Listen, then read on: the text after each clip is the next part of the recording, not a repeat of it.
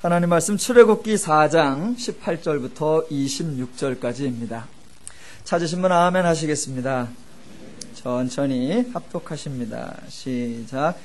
모세가 그의 장인 이드로에게로 돌아가서 그에게 이르되 내가 애굽에 있는 내 형제들에게로 돌아가서 그들이 아직 살아있는지 알아보려 하오니 나로 가게 하소서. 이드로가 모세에게 평안히 가라 하니라.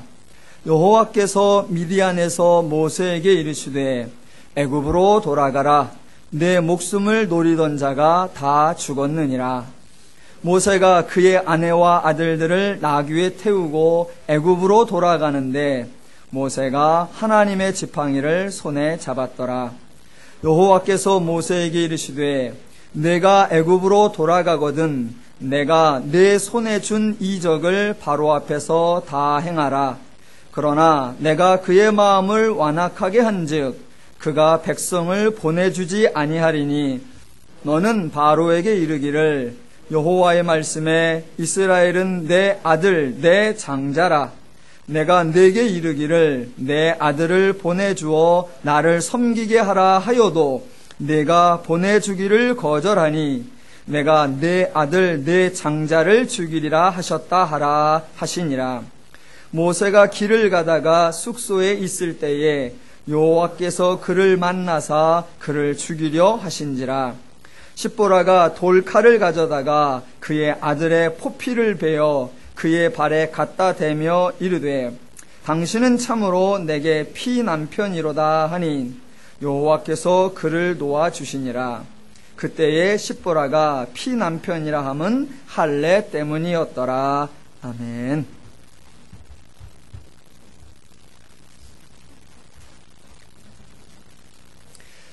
성도님들께서 성경을 대하실 때 너무 경건하게나 너무 거룩하게 그렇게 임하지 않으셨으면 합니다.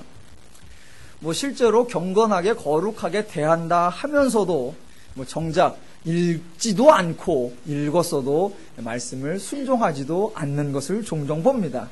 그래서 말로만 거룩하게 대한다라고 하는 것 같습니다. 제가 요즘 설교 중에 계속 성경이 참 재미있다, 하나님이 참 재미있으신 분이다 라고 소개를 하고 있습니다. 그렇다고 마냥 웃기고 마냥 유머스러운 책이다 그런 의미가 아니고 하나님이 말씀하시는 데에는 여러 가지 다양한 패턴을 사용하시기도 하고 진리를 소개할 때 다양한 표현 방식을 쓰시기도 하고 대화를 하실 때 여러 가지 수사학적 기법들이 동원되고 있다라는 것을 알고 읽으시면 성경을 읽기도 쉽고 읽었을 때 이해하기도 훨씬 수월하고 이해한 내용의 감동도 더 클 것이다 라고 강조하는 것입니다. 자, 그 중에 하나 또 오늘 모세가 아주 재미있는 사람이라는 것입니다. 지난주에 살펴보았듯이 모세는 아주 말을 나쁘게 표현하면 교활하게, 재미있게 표현하면 아주 능수능란하게, 또 조금 끈적하게 표현하면 느물느물하게 말을 그렇게 합니다. 하나님과 대화하면서도 절대 직설적으로 질문하지 않고 빙빙 돌려서 다른 사람들 들먹어가면서 자기 이야기를 하기도 하고 또 하나님 약 올리기, 하나님 조롱하기도 하고 하나님께 넉살 좋게 쫑코를 먹이기도 합니다.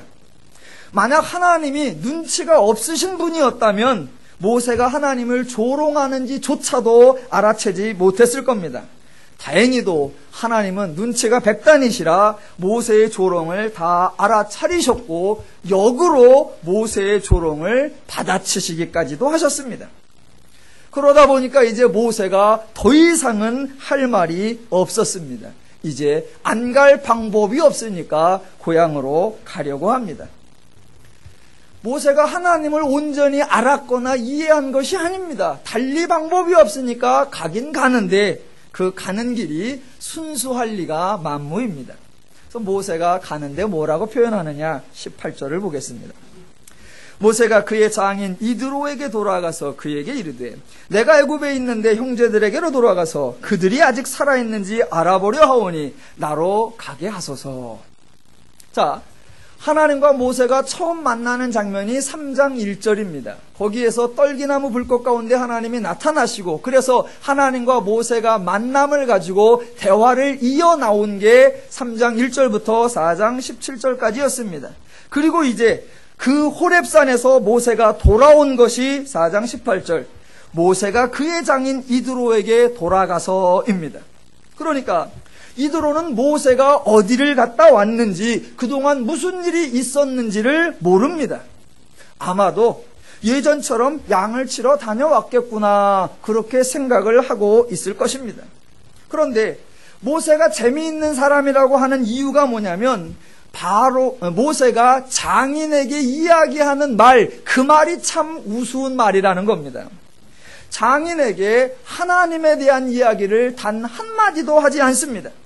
하나님이 떨기나무 가운데서 나타나셨다는 말도 안 하고, 하나님이 자기를 애굽으로 보내시겠다라는 이야기도 하지 않고, 애굽에서 이스라엘 백성을 이끌어내게 하신다, 그런 말씀도 안 하고, 자기가 안 가려고 별별 소리를 다 해봤어도 소용이 없었다는 이야기도 하지 않습니다.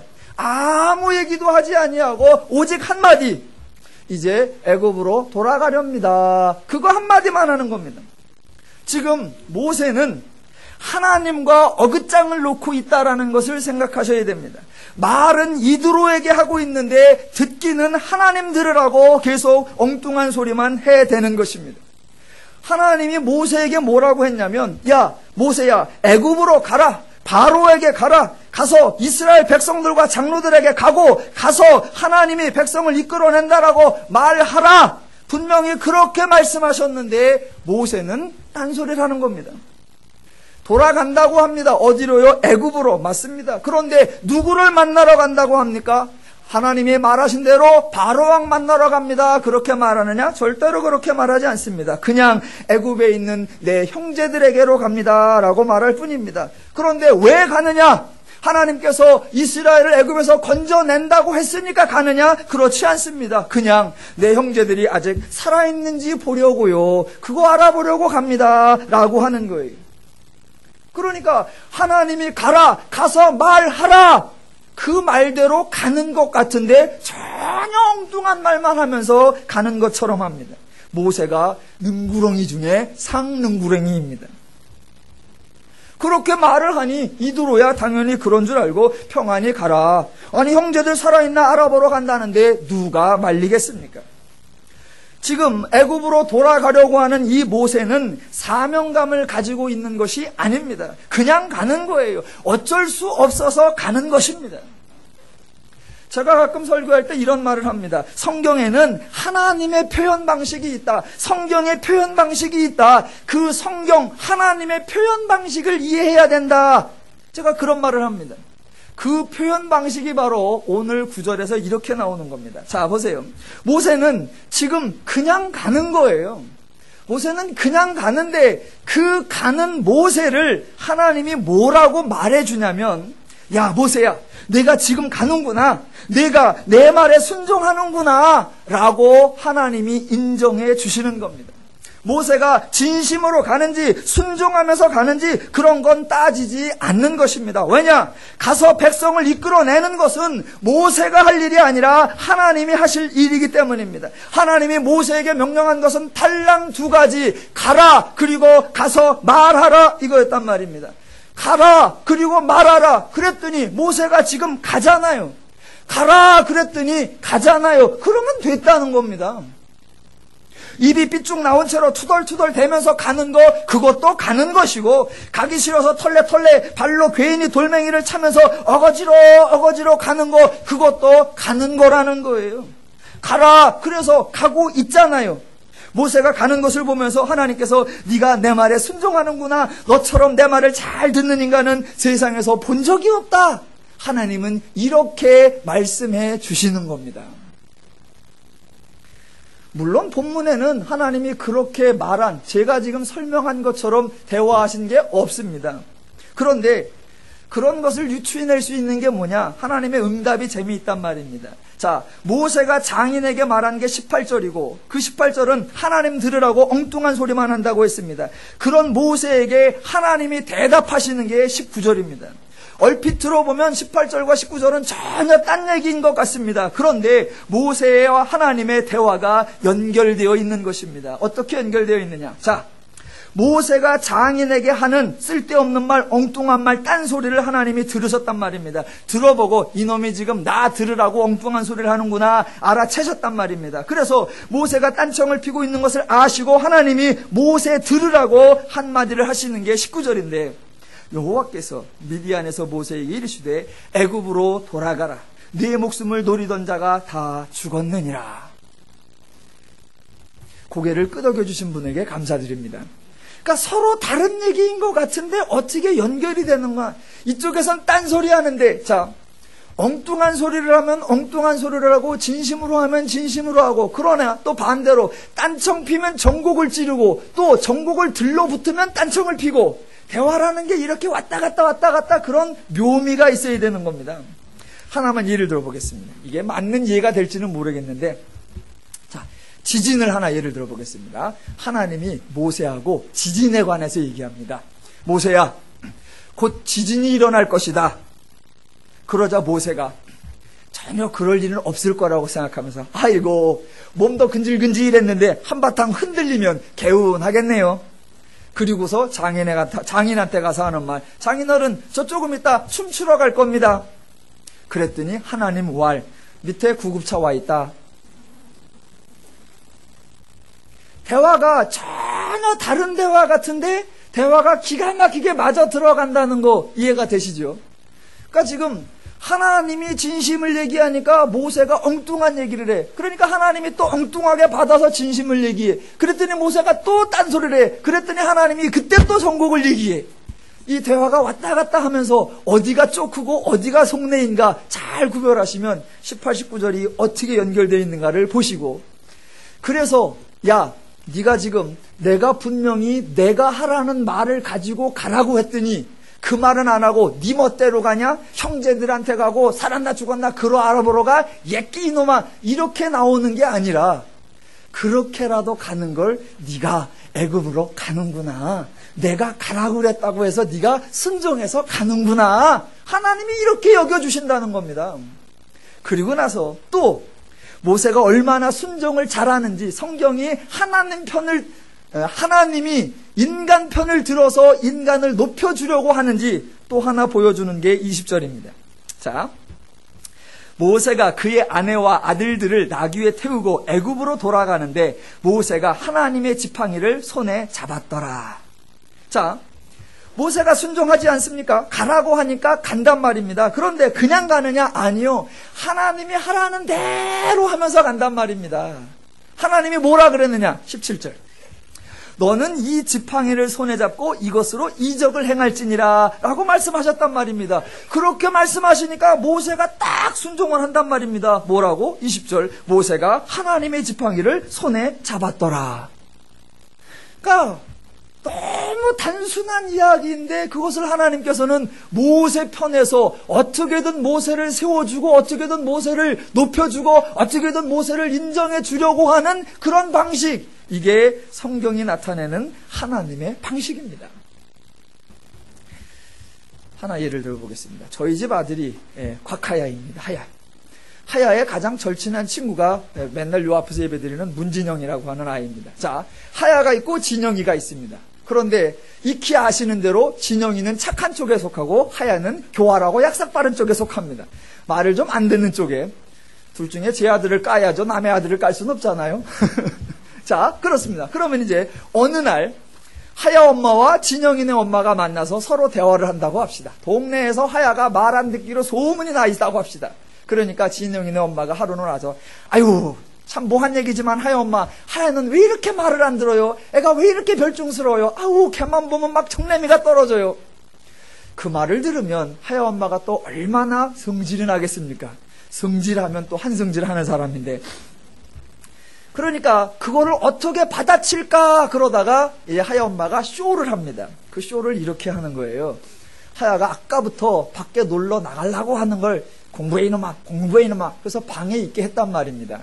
그때 진영이네 엄마가 와서 약 올리니까 갑자기 우리 하야가 얼마나 말을 잘 듣는지, 우리 하야가 얼마나 순종하는지를 쇼를 하는 겁니다. 방에다 대고, 하야야, 이제 그만 나가 놀아라. 하야야, 할렐루야죠. 그 말을 듣고, 네! 그러더니 튀어나오는데 0.1초야. 야, 엄마가 말하니까 그렇게 말을 잘 듣죠? 막 튀어나온단 말입니다. 그래서 이제 현관문을 딱 쓴단 말입니다. 그때 애는 지금 나가서 공차러 간단 말입니다. 그걸 뻔히 아는 엄마가 이렇게 말하는 거예요. 야, 구두 신지 말고 운동화 신고 가라. 네! 당연하죠. 근데 엄마가 미리 말하는 거예요. 그럼 하야는 네! 시키는 대로 하는 거예요. 그래서 또 나가는 애한테 엄마가 그러는 겁니다. 야, 잠은 이따 들어와서 자라. 네! 진영이 엄마 들으라는 거죠. 보십시오. 우리 아이가 얼마나 내를 잘해. 우리 아이가 얼마나 내가 시키는 대로 잘해. 우리 아들 얼마나 대단해. 엄마의 입장에서는 아들을 세워주고 높여주고 키워주려고 하는 거예요. 그게 엄마의 표현 방식이고 엄마의 자녀 사랑입니다. 성경에 하나님이 인간의 태도와 인간의 행동을 보고 묘사해 주는 것이 바로 그러한 방식으로 등장한다라는 것입니다. 그래서 어쨌거나 모세가 가는 걸 가는 것으로 쳐주고 지팡이 들고 가는 걸 순종이라고 봐주는데, 그러면 왜 지팡이를 들고 가라고 하나님이 말씀하셨는가? 지팡이는 말 그대로 지팡이 막대기일 뿐입니다. 지팡이가 등장하는 이유는 지팡이의 특성을 강조하려는 것도 아니고 모세의 특징을 말하려는 것도 아니고 정반대로 하나님을 부각시키려고 하는 것입니다. 2주 전에 살펴본 대로 4장 1절에서 모세는 자기가 말하면 사람들이 자기 말을 믿지 않을 것이라고 했단 말입니다. 그러면 그런 모세의 요구에 하나님이 어떻게 응답해 주셨느냐? 첫째, 하나님은 모세를 특별한 존재로 만들어주지 않았다는 겁니다.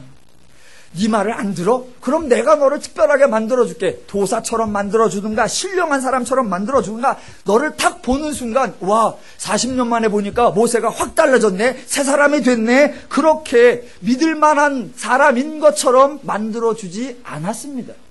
또 둘째로 하나님은 모세에게 비법을 주시지 않았습니다. 모세는 그 어떤 기술도 알지 못하고 그 어떤 주문도 암송할 줄 모릅니다. 지팡이를 가지고 가는데 그 지팡이를 뭐라고 말을 해야 그게 뱀이 되고, 그 뱀을 어떻게 집어야 지팡이가 되고, 손을 어떻게 해야 넣었다 빼면 나병이 되고 넣었다 빼면 고쳐지는지 정작 해놓고도 자기가 어떻게 그렇게 할 수 있는지를 하나님은 가르쳐주지 않았고 모세는 배운 적이 없습니다. 또 세 번째, 하나님은 모세에게 특수한 무기를 준 적도 없습니다.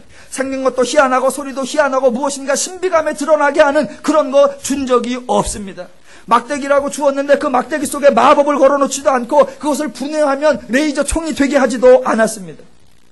그러니까 모세가 내가 말하면 사람들이 믿지 않을 겁니다, 그 반론에 하나님은 그 어떤 방식을 준 것이 없단 말입니다. 그냥 모세의 지팡이는 그냥 지팡이이고 아무도 그 지팡이를 신비롭게 생각하지 않을 것이고 모세를 새 사람이라고 생각하지 않는단 말입니다. 그러면 그 모세의 요구에 하나님이 대답하신 게 뭐냐? 하나님이 반응하신 게 뭐냐? 딱 한 가지. 모세야, 내가 너와 함께 하리라. 내가 내 입과 함께 있어서 할 말을 가르치리라. 이것이 하나님의 응답입니다. 하나님의 말씀하시는 것이 성사되는 것은 모세 때문이 아니라 하나님이 일하시기 때문입니다. 하나님의 사역이 성사되기 위하여 내가 다른 존재가 되거나 내가 능력이 있거나 나에게 신비한 물건이 있어야 되는 것이 아니라 함께 하시면 누가? 하나님이 말씀하시고 말씀하신 그 하나님이 함께 하시면 모든 것은 하나님의 말씀대로 되는 것입니다. 그래서 하나님은 일부러 막대기를 들고 가라고 하는 겁니다. 그 막대기를 들고 난 모세에게 사람들이 야, 저 막대기가 희한한 거다, 저 막대기를 보니까 무엇인가 이루어질 것 같구나, 그런 기대를 아무도 안 하는 겁니다. 그래서 역사가 일어났을 때 모세가 역사를 이루었다 그렇게 생각하지 못하게 하는 것이고, 지팡이가 역사를 이루었다 그런 생각을 못하게 하는 것입니다. 그러면 역사가 일어나면 이 모든 역사 누가 하셨다? 하나님이 하셨다라는 결론만 나게 돼 있습니다. 어느 해인가 선교사님들 모임이 있었어요. 그래서 저도 이제 그 모임에 관계돼서 함께 간 적이 있습니다. 뭐 미국에서 오신 분, 방글라데시에서 오신 분, 아메리카에서 오신 분, 태국에서 오신 분, 베트남에서 오신 분, 여러분들이 많이 계시고 그 중에 저도 그 옆에 끼었습니다.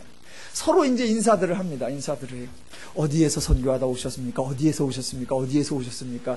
그렇게 서로 인사를 하는데 정작 선교사님들한테는 아무도 안 물어보고 다 저한테 물어봐.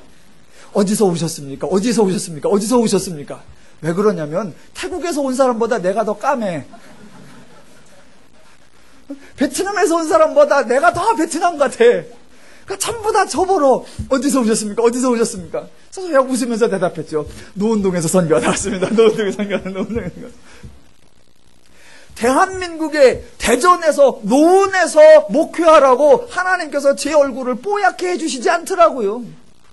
이 동네에서 목회하라고 하나님께서 제 목소리를 멋있게 만들어주는 것도 아니고 제 사투리를 고쳐주는 것도 아니더란 말입니다. 하나님의 일을 하는 데에는 나의 어떠함이나 나에게 있는 무엇이 어떻게 되어야 되는 것이 아니라 나를 부르신 그 하나님이 나와 함께 하신다고 그 하나님이 함께 하시면 그것으로 족한 줄로 믿습니다. 여러분에게도 마찬가지예요. 여러분이 가진 것 중에 하나님께 유용한 것, 하나님께 쓸모있는 것이 있다고 생각하지 마십시오. 내가 지금 그것이 없어서 하나님께 크게 쓰임을 못 받는다. 그것만 있으면 내가 하나님 앞에 더 크게 쓰임 받을 수 있다. 그런 꿈 깨십시오. 이미 하나님은 여러분을 부르셨고 이미 하나님은 여러분을 쓰고 계시는 것입니다.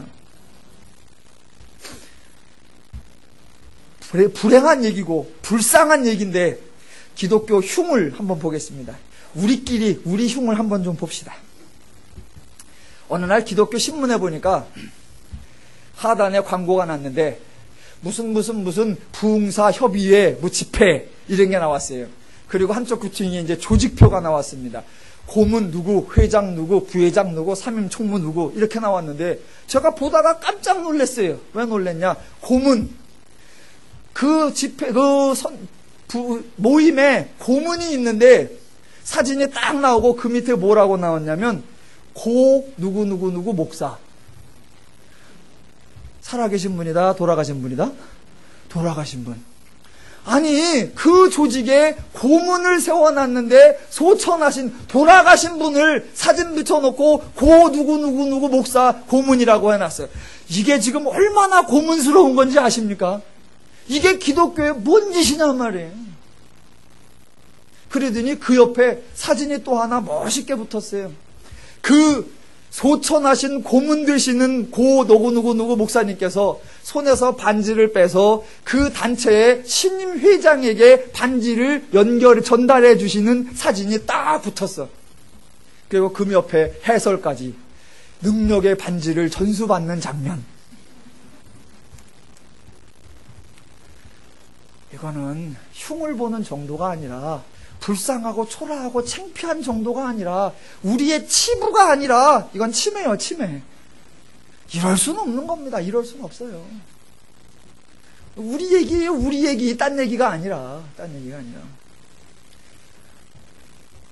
또 요새 또 무슨 집회 가면 그 집회 끝나고 그 강사님 앞에 여러 목사들이 줄을 서서 쟁탈전을 벌인다는 거 아십니까? 뭐 쟁탈전? 능력의 넥타이 쟁탈전. 그 능력 있고 권세 있으신 목사님이 말씀을 집회하셨으니까 그분의 넥타이를 가져가면 나도 이제 능력이 생긴다. 그래서 이제 소문이 납니다. 요번에 어디 집회 때 그 강사님의 넥타이를 어느 지역에 누가 가져갔대. 그러면 이제 그분은 또 강사 섭외 1위에 올라갑니다. 전 넥타이 안 팝니다. 받아가려고 꿈도 꾸지 마십시오. 하나님이 지팡이를 등장시킨 이유는 그 지팡이면 된다가 아니라 그거 그냥 지팡이다 그걸로 되는 게 아니라 하나님으로 된다라는 걸 보여주기 위하여 일부러 동원시킨 거란 말입니다. 그런데 그것이 왜곡되고 변질돼도 유분수지. 자, 더 나가 보겠습니다. 21절. 여호와께서 모세에게 이르시되 내가 애굽으로 돌아가거든 내가 네 손에 준 이적을 바로 앞에서 다 행하라. 그러나 내가 그의 마음을 완악하게 한즉 그가 백성을 보내주지 아니하리니 너는 바로에게 이르기를 여호와의 말씀에 이스라엘은 내 아들 내 장자라. 내가 내게 이르기를 내 아들을 보내주어 나를 섬기게 하라 하여도 내가 보내주기를 거절하니 내가 내 아들 내 장자를 죽이리라 하셨다 하라 하시니라. 다시 한번 강조. 모세가 할 일은 무엇입니까? 가서 말하는 거. 누가 이스라엘을 애굽에서 건져내었느냐? 모세요? 아니요. 하나님이란 말입니다. 그러니까 모세가 할 일은 오직 가서 말하는 것. 그러니까 모세에 대하여 이스라엘의 영웅이니 난세의 지도자니 구국의 영도자니 민족의 구원자니 이런 말은 절대로 써서는 안 되는 것입니다. 자, 가서 말하라예요. 그 할 말이 뭐냐? 22, 23절입니다. 자, 22, 23절이 엄청난 하나님의 선언입니다. 여러분이 성경을 읽으시다가 중요한 구절에 밑줄을 치시고 반가운 구절에 색깔을 칠하시고 막 은혜 받은 구절에 설탕표나 당구표를 막 치시잖아요. 그런 거 치시는데 여러분이 바로 22, 23절에 그 밑줄이 쳐 있어야 됩니다.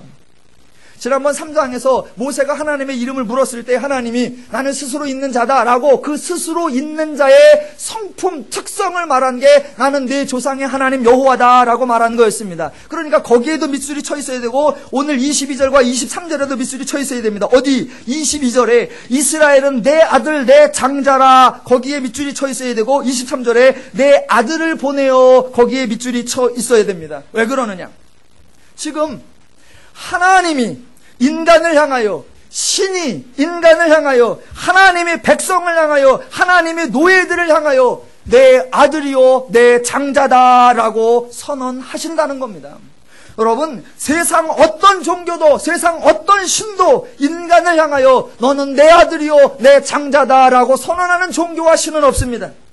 그 반대 표현은 많습니다. 어떤 인간이 스스로 나는 어떤 신의 아들이다 라고 인간이 자신을 높이기 위해서 선언하는 경우는 있지만 신이 인간을 향해, 그것도 인간 중에 권세자나 높은 자가 아닌 낮은 자, 종된 자, 노예된 자에게 너는 내 아들이요 너는 내 장자라 이렇게 선언하는 것은 하나님밖에 없으시다는 겁니다.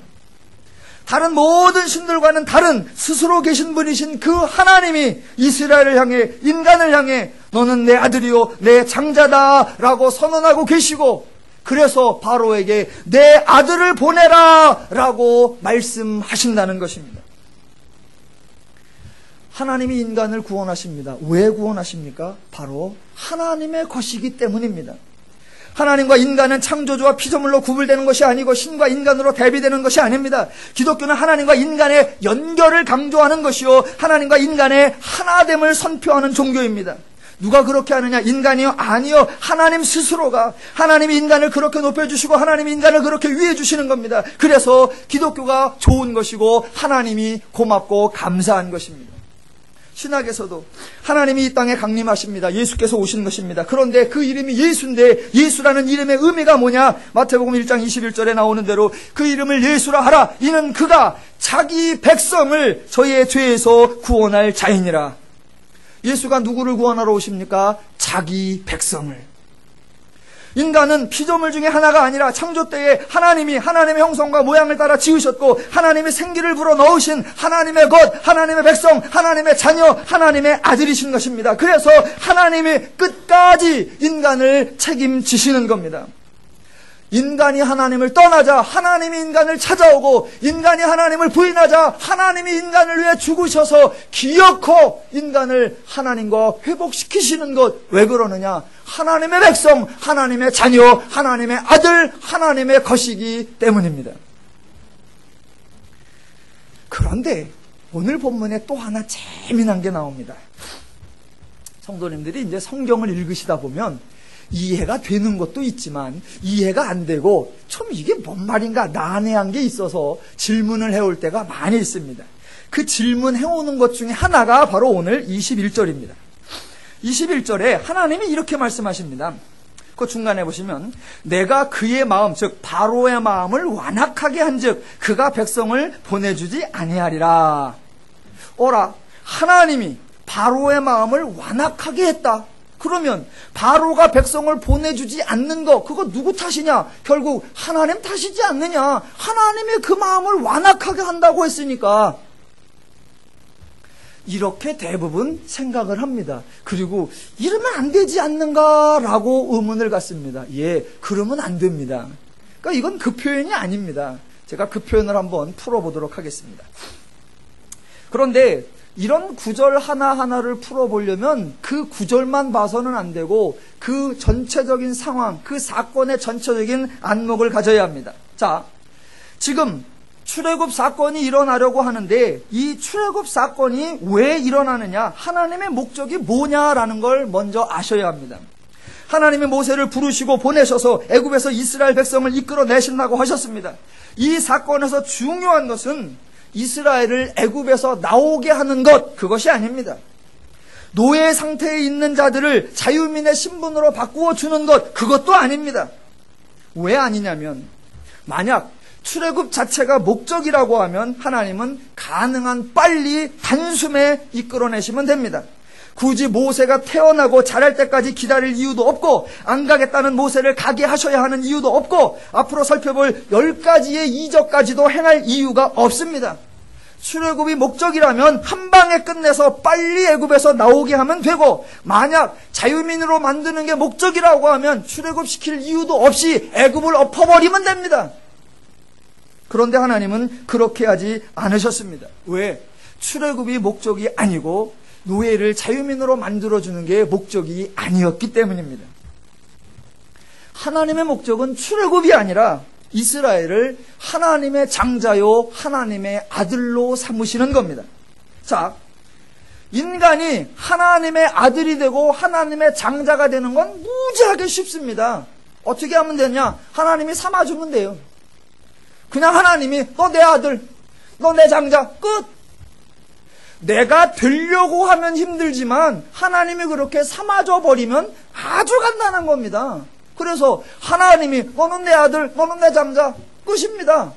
그런데 문제는 뭐냐 하면, 그렇게 하나님과 아들의 관계가 되었는데 아들 된 내가 하나님을 모르고 하나님의 원리를 모르고 하나님의 속성을 모르고 하나님의 뜻과 하나님의 계명과 가치를 모르면 아들이 되었다라는 것이 실질적 효과가 하나도 없는 것입니다.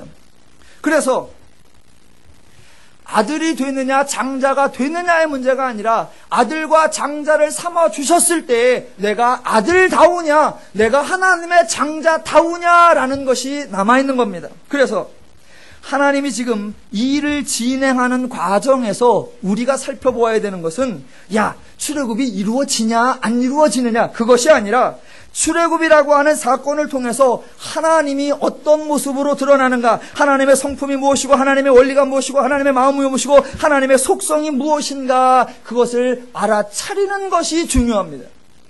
그걸 알려주시기 위해서 21절에 바로의 마음을 완악하게 한다라는 말이 등장하고, 23절에 바로야 내 아들 내 장자를 죽이리라 이런 말이 나오는 거고, 24절부터 26절까지의 할례 사건이 나오는 겁니다. 지금 그것을 한번 연결시켜 보겠습니다. 자, 지금 출애굽기 4장에 있는 이스라엘은 애굽의 노예 생활을 하고 있습니다. 그러니까 저들은 애굽의 종교관에 젖어 있습니다. 하나님을 알지 못하는 겁니다. 그러니까 이스라엘이 애굽 신들을 버리고 하나님을 택하도록 하기 위해서는 하나님을 알아야 하고, 하나님을 알게 하기 위해서는 하나님의 힘과 능력이 나타나야 합니다. 바로보다 세고 강하다는 것, 바로가 믿고 의지하는 애굽의 신들보다 하나님이 세고 강하다는 것이 증명되어야 합니다. 그것도 한 번에 끝나버리면 우연일 수도 있잖아. 그러니까 한 번이 아니라 완벽하게 2번, 3번, 아니 10번까지라도 걸쳐서 완벽한 절대적 온전한 승리를 거두셔야만 합니다. 자, 그런 장면에서 지금 21절, 하나님이 바로의 마음을 완악하게 한다라는 말입니다. 이 완악하게 한다라는 말의 사전적 원래 의미는 견고하다, 강하다, 강성하다, 극력하다, 굳세다라는 말입니다. 이 말을 번역할 때 지금 개역 개정판은 완악하게 했다라고 번역되어 있고, 예전 개역 성경은 강팍하게 했다라고 번역되어 있고, 공동 번역 성경에는 바로로 억지를 부리게 한다, 새 번역 성경은 바로를 고집을 부리게 한다라고 번역되어 있습니다. 그러니까 이 구절을 읽으시는 대부분의 성도님들이 뭐라고 생각하냐면, 하나님이 인간의 마음을 조종하시는구나. 그래서 바로에게 강팍한 마음을 주셔서 바로도 딴 마음을 먹지 못하게 하나님이 그냥 확 강팍하게 했구나, 확 완악하게 했구나, 이렇게 생각을 한단 말입니다. 그러나 하나님은 절대로 인간의 마음을 하나님 멋대로 조정하지 않으십니다. 하나님은 인격적인 하나님이라고 했습니다. 그 하나님이 인간의 자유와 의지와 상관없이 하나님 뜻대로 하나님 의도대로 인간을 조절하고 장악하고 지배하고 그렇게 하지 않으신다는 겁니다. 자, 그러면 본문에 완악하게 했다 또는 강하게 했다, 견고하게 했다, 강팍하게 했다, 이 말이 뭐냐?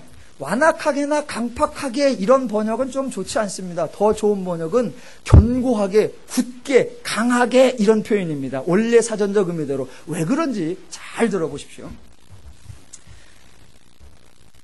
자, 지금 출애굽기 4장의 이스라엘은 어디에 거주하고 있냐면 애굽에 거주하고 있습니다. 그러니까 소속적으로 어디 소속이냐면 애굽 소속입니다. 그러니까 누구 거냐면 애굽의 것이요 바로의 것입니다. 바로가 지배하는 땅에 살고 있고 바로가 시키는 일을 하고 있고 바로가 공급하는 것을 먹고 있고 바로의 나라의 울타리 안에 있으니까 이스라엘은 애굽 것이고 이스라엘은 바로 겁니다. 바로나 애굽 사람들은 다 그렇게 생각을 하는 겁니다. 그렇게 생각하고 있을 때에 하나님은 바로와는 다른 생각을 하고 계시는 겁니다. 뭐라고 말씀하시냐면 바로야, 이스라엘은 내 아들이고 이스라엘은 내 장자다. 이스라엘은 나 하나님의 것이다. 그러니까 너는 내 아들을 보내라 라고 선언하신다는 겁니다. 자, 이 말을 듣고 바로가 예 하고 이스라엘을 보낼까요? 절대로 보내지 않을 거란 말입니다. 왜냐하면 바로의 생각에, 애굽 사람의 생각에, 바로 왕의 생각에 이 이스라엘은 바로 자기 거란 말입니다.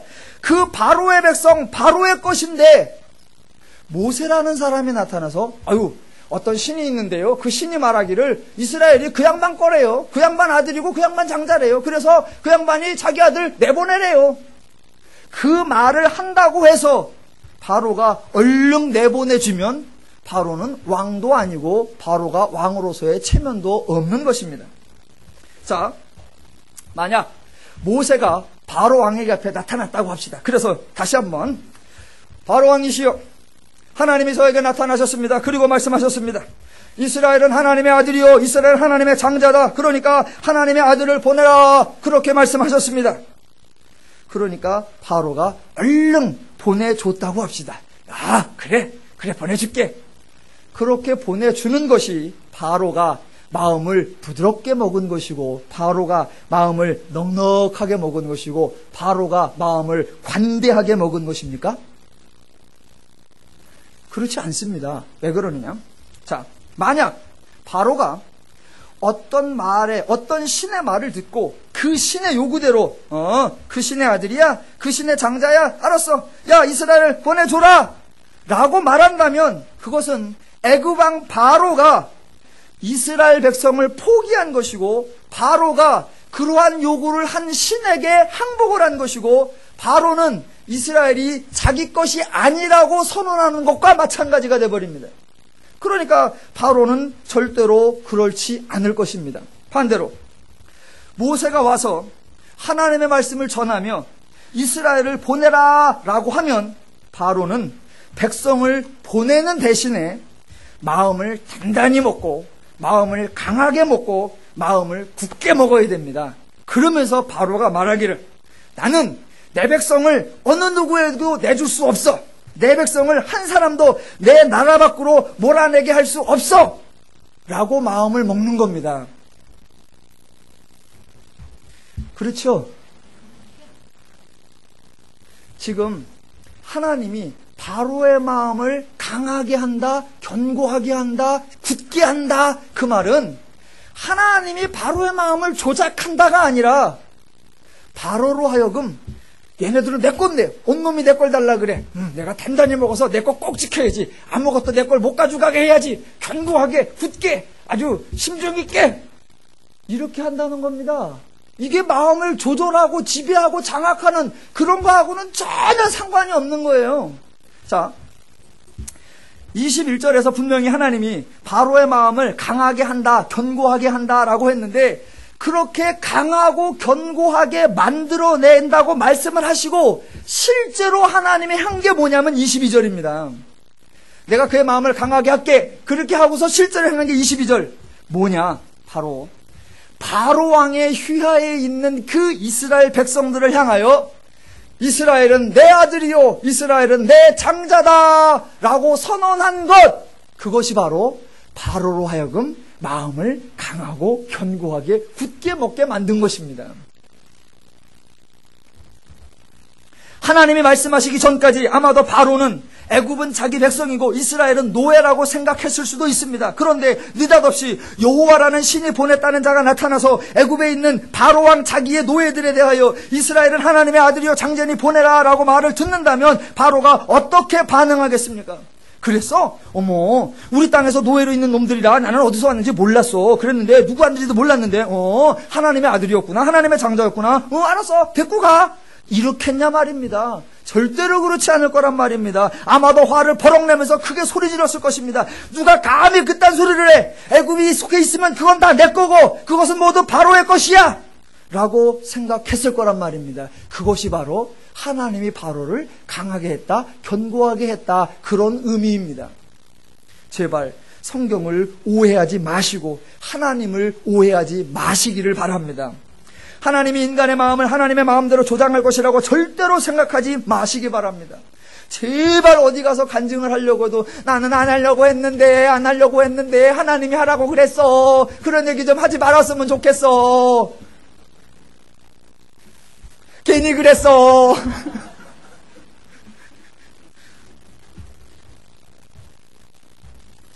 하나님이 인격적이신 분이라는 거, 하나님이 인간을 위해 주시고 존중해 주시는 분이라는 거, 그걸 놓치면 안 됩니다. 그걸 놓치면 안 돼요. 자, 그래서 21절에 바로의 마음을 강하게 하는 것이 22절에서 하나님이 이스라엘을 향하여 그는 내 아들이요 내 장자라 라고 선언하는 것이었고, 그랬기 때문에 23절이 등장하는 겁니다. 23절에는 대조되는 표현이 나옵니다. 읽어보겠습니다. 뭐가 대조되는지 찾아보시기 바랍니다. 내가 네게 이르기를 내 아들을 보내주어 나를 섬기게 하라 하여도 네가 보내주기를 거절하리니 내가 내 아들 내 장자를 죽이리라 하셨다 하라 하시니라. 찾으셨죠? 무엇이 대조입니까? 내 아들 내 장자와 내 아들 내 장자가 대조되는 것입니다.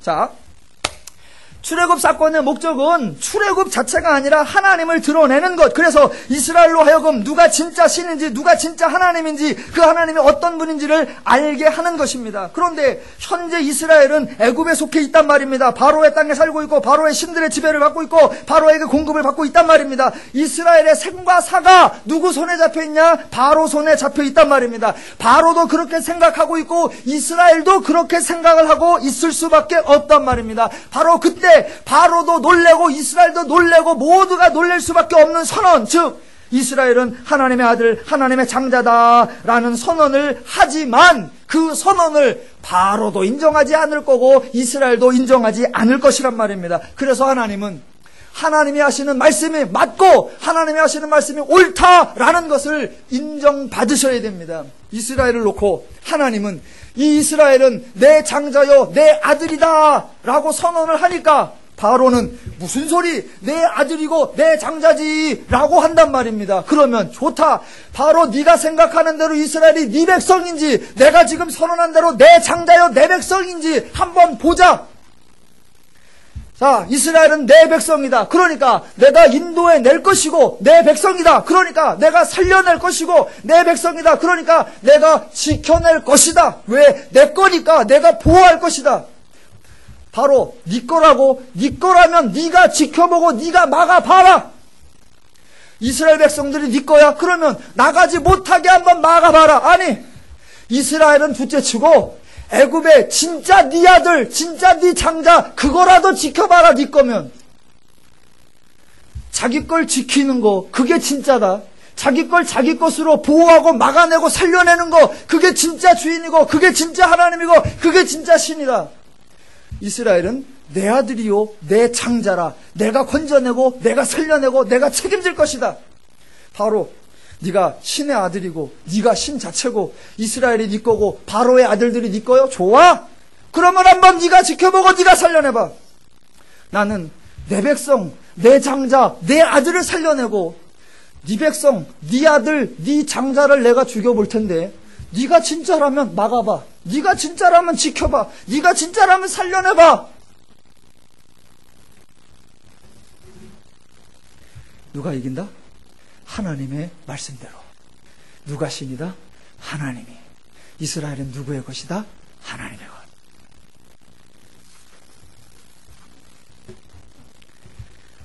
문맥을 빼고 흐름을 빼고 느닷없이 하나님의 애굽 사람들 다 죽여버리면 됩니까? 하나님의 애굽의 장자들을 그냥 확 죽여버리면 됩니까? 이렇게 질문하시면 안 됩니다. 해병대 교육을 하는데 당연히 교관이 해병들을 진흙상에 빠뜨리고 올라오는 걸 배에서 자꾸 떨어뜨리고 그 다음에 밥도 만큼 주고서 5초 만에 먹으라 라고 하고 뭐 또 밥그릇도 씻지도 않은 거 더러운 데다 주고 막 그래. 그 장면에 국가인권위원회가 딱 가서 왜 인권을 이렇게 무시합니까? 이건 말이 안 되는 거예요. 지금 무슨 상황인지 무슨 장면인지를 모른 채 느닷없이 가서 말이 안 됩니다. 지금 이 장면에서 왜 하나님이 완악하게 한다, 강팍하게 한다 그 말이 왜 등장하는지, 바로의 아들과 장자를 내가 죽이리라 그 말이 왜 등장하는지 그 문맥을 보면 다 하나님의 선한 의도와 하나님의 하나님 되신 하나님의 인간 사랑하심이 드러나게 돼 있습니다. 그리고 하나님이 장자요 아들인 백성들을 살려내고 바로는 주인이라고 하지만 주인의 역할을 할 수 없는 거짓인 걸 드러내는 그 장면 중에 클라이막스가 24절부터 26절로 갑니다.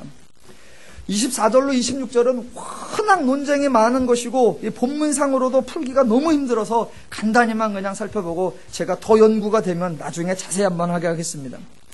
하나님과 바로가 의지하는 애굽 신들과의 대결이 시작되었는데 하나님은 이스라엘을 아들이요 장자로 선언하기 때문에 이스라엘을 구출하실 것이고 살려내실 겁니다. 바로가 이스라엘을 자신의 것이라고 생각했다면 당연히 이스라엘을 보호하고 막아내야 할 것입니다. 하나님은 그 전쟁을 시작하시는 겁니다. 그런데 바로가 자기 아들들과 장자를 죽음에서 건져낸다면 바로가 이기는 것이고 바로가 참 신이 되는 것이고, 반대로 하나님이 이스라엘을 출애굽 못하거나 이스라엘 백성 중에 하나라도 죽임을 당하게 한다면 그것은 이스라엘이 하나님의 아들이 아니거나 장자가 아닌 것이 되고 하나님이 신이 아닌 것이 됩니다. 그러니까 하나님은 단 하나라도 죽임을 당하거나 잃어버리지 않게 만들어내야만 합니다.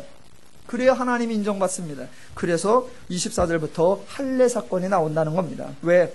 할례는 창세기 17장에서 하나님이 아브라함과 언약을 세우실 때 이스라엘은 하나님의 기업이 되고 하나님은 이스라엘을 책임지실 것이라는 것을 기억하게 하는 징표로 세운 것입니다. 이제 하나님의 백성과 바로의 백성이 구분되어서 하나님의 백성은 살아서 구출될 것이고 바로의 백성은 죽임을 당할 것입니다. 그래서 하나님은 그동안 애굽의 통치 밑에서 하나님의 백성이 아닌 것처럼 살았던 자들에게, 그 중에 대표적으로 하나님을 떠나 살고 있어서 하나님의 백성의 징표를 할례인 행하지 않고 살고 있던 모세의 아들들에게 할례를 행함으로써 저들이 내 백성이요 내 장자라는 증거를 삼게 하고, 그 증거를 가진 자는 한 사람도 잃어버리거나 죽임을 당하지 않게 해서 하나님이 인간의 주인이요 인간이 하나님의 아들 되심을 확증하기 위하여 어느 누구도 하나님에게서 소외되지 않도록 하기 위하여 지금 할례를 통하여 이 살아나야 할 대상에서 벗어나면 안 된다, 이 구원받아야 될 대상에서 제외되면 안 된다, 그것을 확증하여 주는 사건이 바로 할례 사건인 것입니다. 그래서 오늘 전체는 하나님이 인간을 어떻게 인정해 주시고 하나님이 인간을 어떻게 높여주시는가, 인간을 향한 하나님의 사랑이 확증되는 고마운 선포인 것입니다. 오늘도 하나님은 저와 여러분을 향하여 선언하십니다. 너는 내 아들이요 내 장자다. 내가 너와 함께 하겠다. 내가 너를 지키고 내가 너를 축복하리라. 죄에서 우리를 건져내시고 하나님의 자녀가 되게 하셨으니 이제는 죄의 생각과 기준과 가치와 개념과 원리 대신에 하나님의 기준과 원리로 하나님이 주신 복락들을 하나님의 세상에서 날마다 풍성히 누려가시기를 주님의 이름으로 축원합니다.